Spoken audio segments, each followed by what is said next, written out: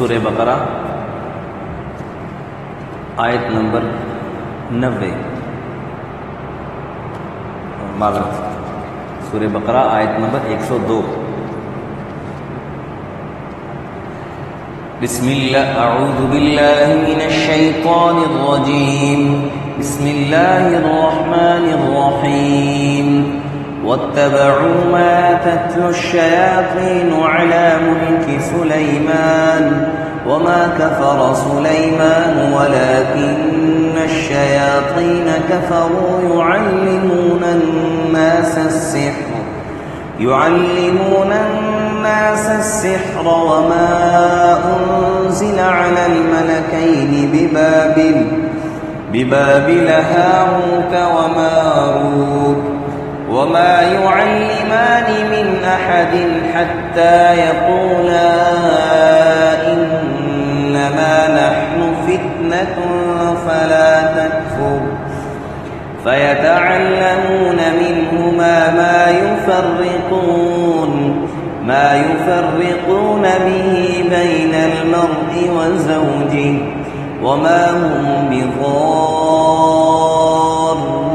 به من أحد إلا بإذن الله ويتعلمون ما يضرهم ولا ينفعهم ولقد علموا لمن اشتراه ما له في الآخرة من خلاق ولبئس ما شروا به أنفسهم لو كانوا يعلمون ولو أنهم آمنوا واتقوا لمثوبة من عند الله خير لو كانوا يعلمون صدق الله العظيم. واتبعوا ما تتلو الشياطين اور وہ پیچھے لگے اس علم کے یعنی اس کے جو شیاطین پڑھتے تھے علی ملک سلیمان حضرت سلیمان علیہ السلام کی بادشاہت میں. وما کفر سلیمان اور سلیمان علیہ السلام نے کفر نہیں کیا ولکن الشیاطین کفروا لیکن شیاطین جو تھے شیطانوں نے کفر کیا. کیا کفر کیا؟ یعلمون الناس السحر کہ لوگوں کو جادو سکھلاتے تھے. وما انزل علی الملکین ببابل ہاروت و ماروت اور ایک تو اس علم کے پیچھے ہو گئے جو شیطان سکھاتے تھے اور دوسرا وما انزل علی الملکین اور جو علم نازل ہوا دو فرشتوں پر ببابل شہر بابل میں ہاروت و ماروت. ہاروت اور ماروت یہ فرشتوں کا نام ہے. وما يعلمان من احد وہ نہیں سکھاتے تھے دونوں فرشتے کسی کو نہیں سکھاتے تھے کوئی بھی جادو حتی یقولا یہاں تک کہ ان کو صاف کہہ دیتے انما نحن فتنۃ بے شک ہم تو تمہارے پاس آزمائش کے لیے ہیں. فلا تکفر تو سو کافر مت بنو. فیتعلمون منہما تو وہ یہودی سیکھتے تھے ان دونوں فرشتوں سے ما یفرقون جس سے جدائی ڈالتے بھی اس جادو کے ذریعے بین المرء و زوجی مرد اور عورت کے درمیان یعنی مرد اور اس کے زوجہ یہ عورت کے درمیان. وما هم بضارین به من احد وہ اس کے ذریعے کسی کا نقصان نہیں کر سکتے تھے الا باذن اللہ اللہ کے حکم کے بغیر.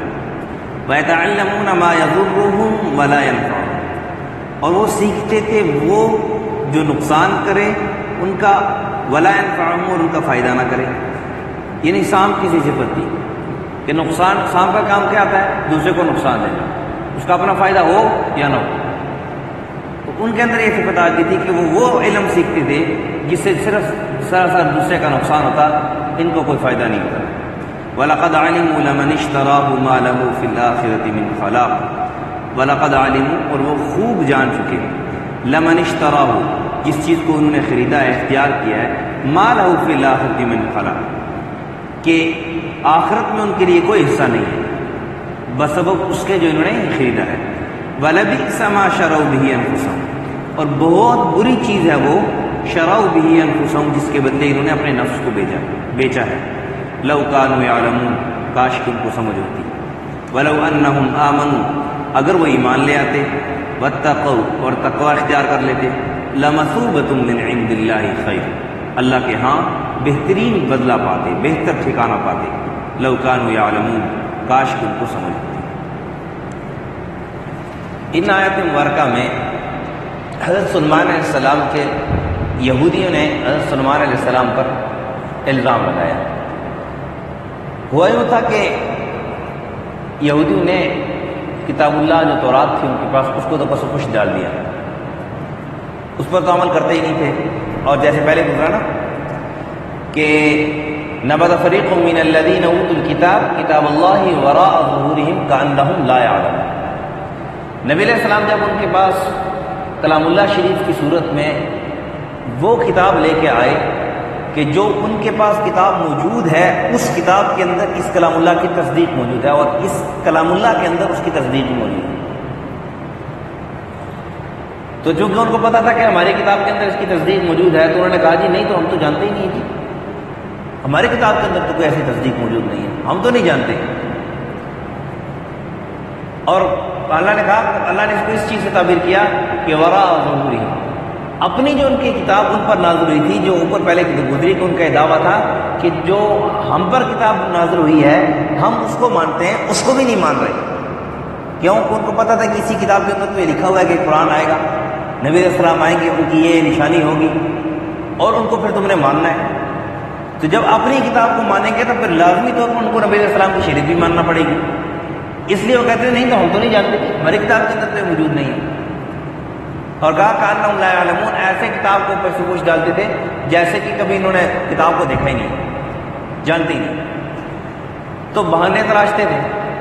پھر جب نبی علیہ السلام کو دعوت دی تو وہ جادوگری میں مبتلا ہو گئے، سحر کے اندر مبتلا ہو گئے۔ جب ان کو روکا گیا کہ بھئی یہ کفر ہے، تم جادوگر نہ کرو، جب جادو نہ کرو، وہ کہنے لگے دیکھو،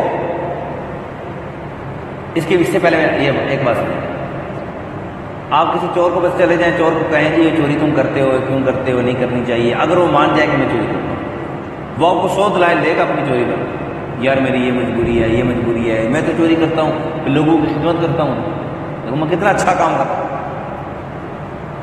یا مثال کے طور پر کہیں کوئی دکاندار ہے، وہ انتہائی مہنگا داموں چیز بیچ رہا ہے، اس کو کوئی یار تم اتنے مہنگا داموں نہ بیچو یار، غریبوں کا خیال کرو، وہ کیا کہتا ہے، نہیں میں اس چیز سے پھر کتنے نئے کام کرتا ہوں، کتنے نئے کام کرتا ہوں۔ تو ہر ایک کے پاس اپنے، تو وہ یہ کہنے لگے یہ جو جادو ہم کر رہے ہیں سر ہم تو نہیں کرتے تھے۔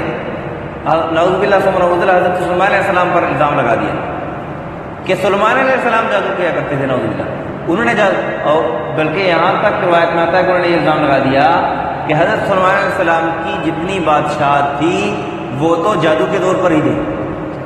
اب یہ بڑے جو یہودیوں کے بڑے تھے یہ اپنے کو سکھلاتے تھے کہ جیسے سلیمان علیہ السلام کی بادشاہت جادو کے ذریعے تھی، تم بھی جادو سیکھو، تمہاری بادشاہت بھی دنیا کے اندر ہو جائے گی، جن و انس پر تم حکومت کرو۔ یعنی ایک نعوذ باللہ ثم نعوذ باللہ حضرت سلیمان علیہ السلام پر الزام لگا دیا۔ تو اس چیز کا اللہ تعالیٰ نے رد کیا کہ واتبعوا ما تتلو الشیاطین علی ملک سلیمان، سلیمان علیہ السلام کے زمانے میں بھی نا شیطان اور ان جو انسان تھے یہ چونکہ ملے جلے رہتے تھے، اکٹھے رہتے تھے، آپس میں ایک دوسرے کو دیکھ سکتے تھے، تو بعض ناسمجھوں نے ان شیطانوں سے جو جادو کا طریقہ سیکھ لیا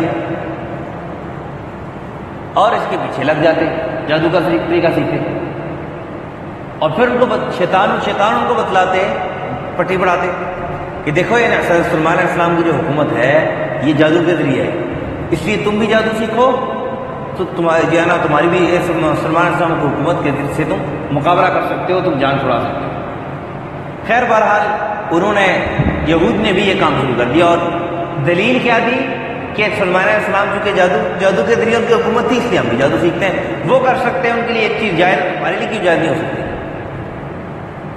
یہ الزام لگا کر حضرت سلیمان علیہ السلام پر یہ دلیل دیتے تھے۔ تو اللہ تعالیٰ نے اس بات کی رد فرمائی کہ واتبعوا ما تتلو الشیاطین علی ملک سلیمان، کہ انہوں نے اس علم کی تابعداری شروع کر دی، اس یعنی خبیث چیز کی ساتھ تابعداری شروع کر دی جو سلیمان علیہ السلام کے زمانے میں شیطان پڑھتے تھے. کہا وما کفر سلیمان، سلیمان علیہ السلام نے کبھی کفر نہیں کیا، نبی کبھی کفر نہیں کر سکتا. ایک بات یاد رکھیے گا، نبی سے اجتہادی خطا ہو سکتی ہے لیکن گناہ کبیرہ نبی سے نہیں ہو سکتا. نافرمانی نبی معصوم عن الخطا ہوتا ہے، نبی معصوم عن الخطا ہوتا ہے. اس لیے نبی سے گناہ کا تصور نہیں کیا جا سکتا کہ نبی سے گناہ ہوتا ہے. اور حضرت سلیمان علیہ السلام اللہ تعالیٰ نے صاف کہا وما کفر سلیمان، سلیمان علیہ السلام نے. اور پھر بات سنیں، دیکھیں سمجھیں، ایک بادشاہ ہے، بادشاہ وہ اگر کھلم کھلا ایسے اقدامات شروع کر دے کہ جو اس کی رعایا کے خلاف ہوں، اس کے نقصان دہ ہوں، تو رعایا اس کو بادشاہ مانے گی؟ رعایا ہی اس کو بادشاہ نہیں مانے گی. تو جب اگر نعوذ باللہ ثم نعوذ باللہ ایک نبی تصور بھی نہیں سے کیا جا سکتا، جیسے وہ کہتے تھے کہ سلیمان علیہ السلام، پھر سلیمان علیہ السلام نے اگر یہ کام شروع کر دیا تو پھر نبی کیسے رہے گا؟ اس لیے اللہ نے اس کی تردید فرمائی کہ سلیمان علیہ السلام نے کفر نہیں کیا بلکہ کفر تو شیطانوں نے کیا. کیا کفر کیا؟ یعلمون الناس السحر، کہ لوگوں کو جادو سکھلاتے تھے. ایک بات یاد رکھیے گا، ایک ہوتا ہے جادو، اس کا اثر ہوتا ہے. جادو کا اثر نبی علیہ السلام پر بھی ہوا ہے، اور یہ کرنا اور کروانا دونوں ناجائز ہیں. اور بعض اوقات اس جادو کے کرنے میں ایسے الفاظ، ایسے منتر پڑے جاتے ہیں جو انتہائی شرکیہ الفاظ ہوتے ہیں، اس سے انسان ایمان سے نہیں فارغ ہو جاتا ہے. اس لیے اگر کوئی آدمی جادو کرے یا کسی سے کروائے، دونوں ناجائز ہیں، اور دونوں صورتوں میں بعض اوقات ایمان، اکثر اوقات ایمان سے آدمی ہاتھ دھو بیٹھتا ہے. اس لیے اس سے تو اپنے آپ کو بچنا چاہیے. کیا کہتے ہیں نا، بعض اوقات لکھا ہوتا ہے، بڑے بڑے اشتہار آتے تھے، کالے علم کے ذریعے میں چٹا کام کروں، کالے علم کے ذریعے مسائل کا حل، مسائل کا حل اللہ سے مانگو. کس سے؟ اللہ سے مانگو.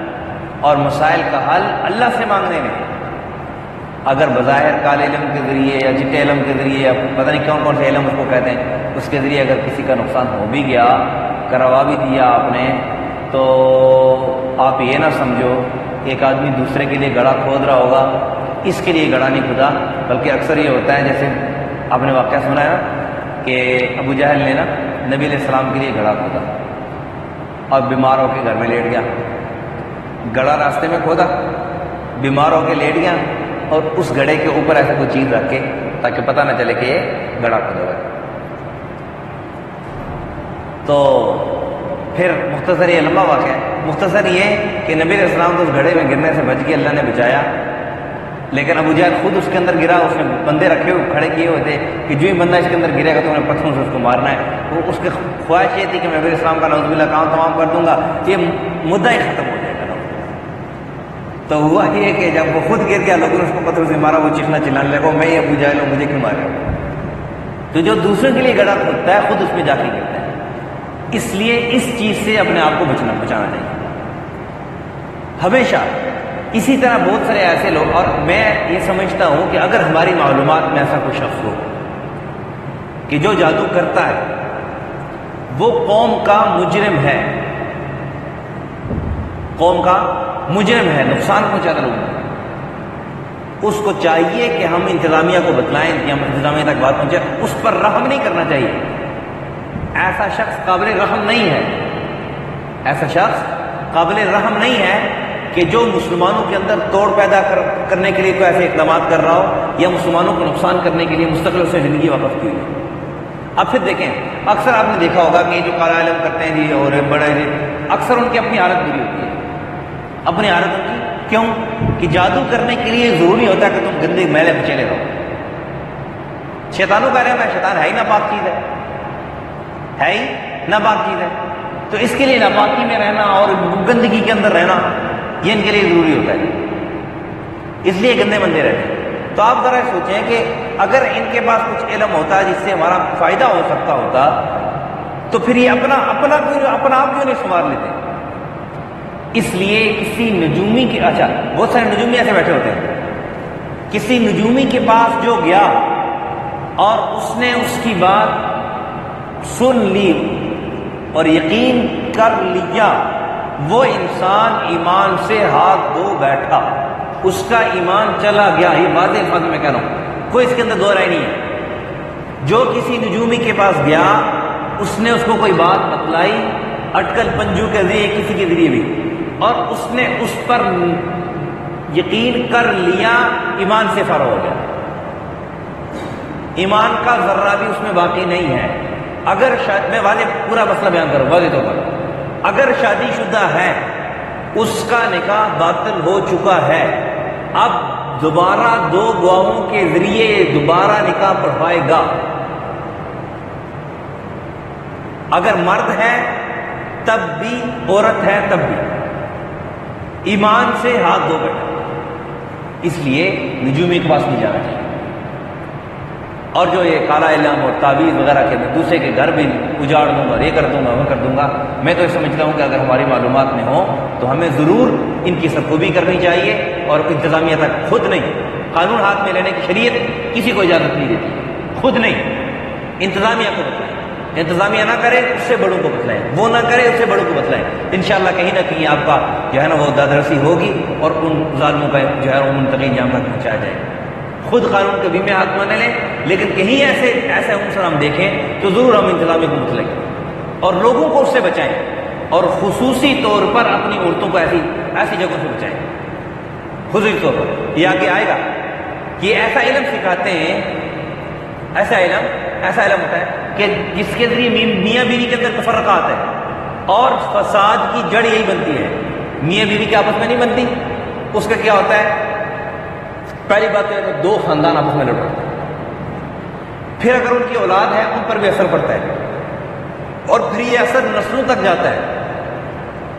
اس لیے کبھی بھی کسی پر یہ نہ سوچے کہ میں اس کے ذریعے تعویذ کی دیجیے میں اس کا نقصان کروا دوں، اور جو کہ ایسا کرتا ہے چاہے کوئی بھی ہے، کسی مذہب سے کسی فرقے سے کا تعلق ہے، وہ قوم کا، انسان کا دشمن ہے۔ ہمیں اس سے خود بھی اپنے آپ کو بھی بچانا چاہیے، اپنے معاشرے کو اس سے بچانا چاہیے، ایک تو بات ہے۔ پھر اگلی بات یہ کہ وما انزل علی الملکین ببابل ہاروت و ماروت، اور جو بابل شہر میں اللہ تعالیٰ نے دو فرشتے بھیجے، یہودیوں کو بھیجے تھے آزمائش کے لیے، حضرت سلیمان علیہ السلام کی اس دور حکومت میں آزمائش کے لیے۔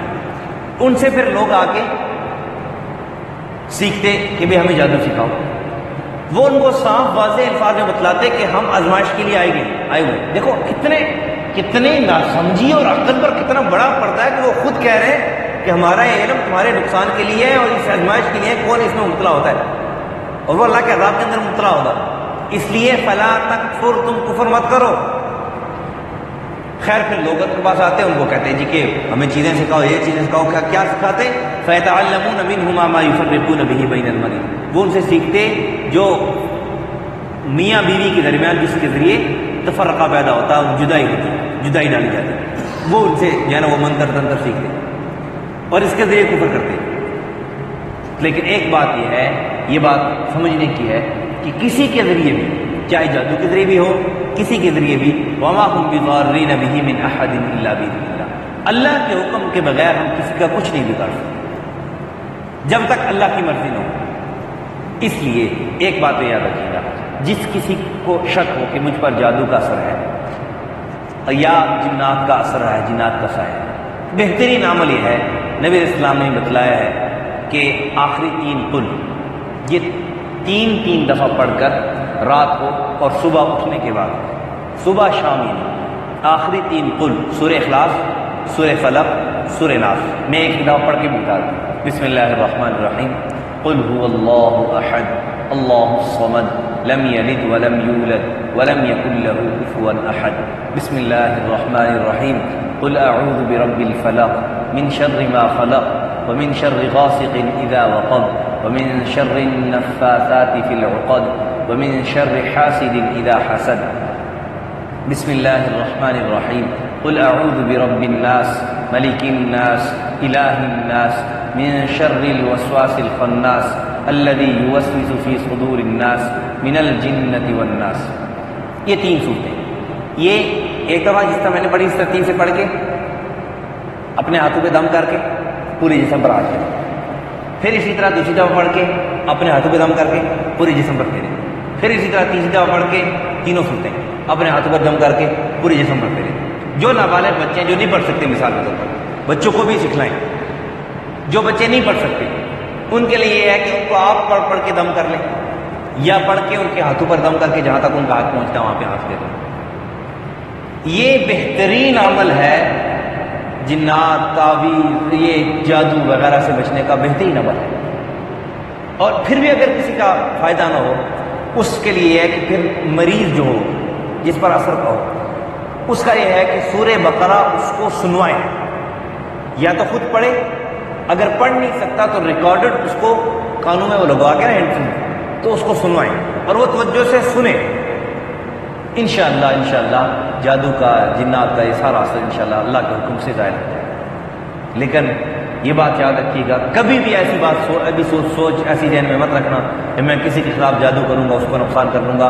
اس کا نقصان ہوگا یا نہیں ہوگا، لیکن یہ ہے کہ یہ کلام اللہ کے ساتھ مذاق ہے۔ جو لوگ ایسے کام کرتے ہیں، کلام اللہ کو اس میں بیچ میں استعمال کرتے ہیں اور اس سے جو ہے نا وہ ناجائز کام کرتے ہیں، ایسا کرنا جو ہے یہ کفر تک انسان کو پہنچا دیتا ہے، اور ایسا کرنا یہ اپنے دنیا بھی برباد کرنے کے مترادف ہے اور آخرت بھی برباد کرنے کے مترادف ہے۔ پھر اسی لیے اللہ تعالیٰ نے فرمایا کہ وَمَا يُعَلِّمَانِ مِنْ أَحَدٍ حَتَّى يَقُولَا إِنَّمَا نَحْنُ فِتْنَةٌ فَلَا تَكْفُرْ، کہ وہ جو فرشتے آئے تھے وہ ان کو اس وقت تک نہیں سکھاتے تھے کہ سب سے پہلے ان کو بتلا دیتے تھے کہ ہم آزمائش کے لیے آئے ہیں، تم اس لیے مت سیکھو، کفر مت کرو۔ خیر پھر وہ سے سیکھتے وہ مَا يُفَرِّقُونَ بِهِ بَيْنَ الْمَرْءِ وَزَوْجِهِ، جس کے ذریعے مرد اور عورت، میاں بیوی کے درمیان جدائی ڈالتے تھے۔ وَمَا هُمْ بِضَارِّينَ بِهِ مِنْ أَحَدٍ إِلَّا بِإِذْنِ اللَّهِ، اللہ کے حکم کے علاوہ، اللہ کے حکم کے بغیر وہ کسی کا کچھ نہیں بگاڑ سکتے تھے۔ وَيَتَعَلَّمُونَ مَا يَضُرُّهُمْ وَلَا يَنفَعُهُمْ، یعنی وہ ایسی چیز سیکھتے تھے کہ جس سے ان کا نقصان تو ہوتا تھا، وہ نقصان کی چیز تو تھی، اس سے ان کا اپنا ذاتی کوئی فائدہ نہیں ہوتا، اپنا ذاتی کوئی فائدہ نہیں ہو سکتا۔ گویا سحر، جادو، کوئی آدمی یہ سوچے کہ میں فائدے کے لیے سیکھ رہا ہوں تو اللہ نے واضح کر دیا اس کے اندر فائدہ کوئی نہیں ہے، فائدہ کوئی نہیں، نقصان ہی نقصان ہے۔ وَلَقَدْ عَلِمُوا لَمَنِ اشْتَرَاهُ مَا لَهُ فِي الْآخِرَةِ مِنْ خَلَاقٍ، اور یہ بات یاد رکھو، جو یہ کام کرے گا آخرت میں اس کا کوئی حصہ نہیں۔ اللہ نے کہہ دیا کہ وہ خوب جان چکے تھے کہ جس چیز کو انہوں نے اختیار کیا ہے، خریدا ہے، اس کے بدلے ان کا آخرت میں کوئی حصہ نہیں اس کی وجہ سے۔ وَلَبِئْسَ مَا شَرَوْا بِهِ أَنفُسَهُمْ، بہت بری چیز ہے جس کے ذریعے انہوں نے اپنے نفس کو، یعنی اپنے ایمان کو بیچ دیا۔ لَوْ كَانُوا يَعْلَمُونَ، شاید کاش ان کو سمجھ ہوتی۔